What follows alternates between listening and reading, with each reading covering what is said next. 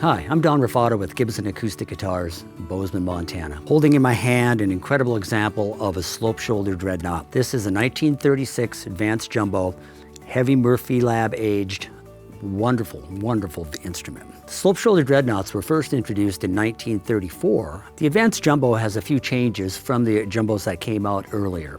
This guitar has a rosewood back and sides and has a long scale fingerboard and neck, 25.5 inches versus the 24 3/4 on the earlier slope-shoulder dreadnoughts. Gives it more drive, more pop, and just allows for a lot more varied styles of play and will stand up to really heavy playing, but still respond really nicely to fingerstyle and light touches. The neck has a nice round feel, but just a slight V to it, and just has the vintage vibe that it's hard to find. This guitar was one of the precursors to our most famous slope shoulders, which of course the J45, which was released a few years later in 1942. All the slope shoulders have just a dynamic range, a warmth, they go well with the voice, and they work well in all styles of play, all styles of music, and all venues of music, whether be it the studio, be it on the couch at home, or be it on the big stage. As with all of our Gibson guitars, this 36 AJ and all of our slope-shoulder dreadnoughts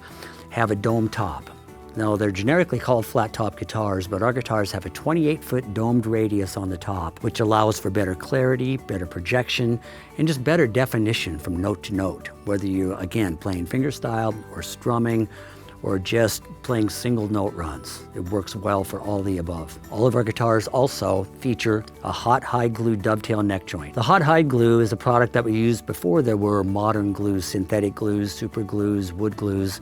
It transfers vibration better than any other adhesive, and you can hear that. You strum a chord, you can feel that neck vibrating in your hand. Lastly, the amount of handwork is totally unexpected by most purchasers of a Gibson acoustic guitar. Every piece of wood is hand sanded to final dimension. Every neck is hand shaped.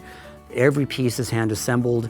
The lacquer's all hand sprayed. There's no robotics involved. Every burst is sprayed by hand. They're artists in their own right. The visual is fantastic.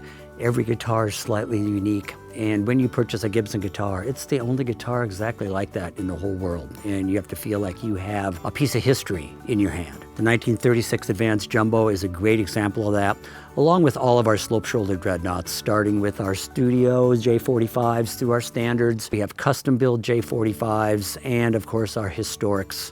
They're all wonderful instruments, all wonderful representations of our slope-shoulder dreadnought line. One of the great features of the Advanced Jumbo, which first started again in 1936, is the top bracing pattern. We took our traditional X brace and we actually opened up the angle by 5 degrees. This allows the top to move, the top to breathe, the top to project in a way that guitars up to that time had not really been allowed to do. It's something that we still do on many of our guitars and just gives it a dynamic that's just slightly different from most other acoustic guitars on the market. For more information on this dreadnought and all of our slope-shoulder dreadnoughts and any other Gibson product, please reach out to your Sweetwater sales engineer.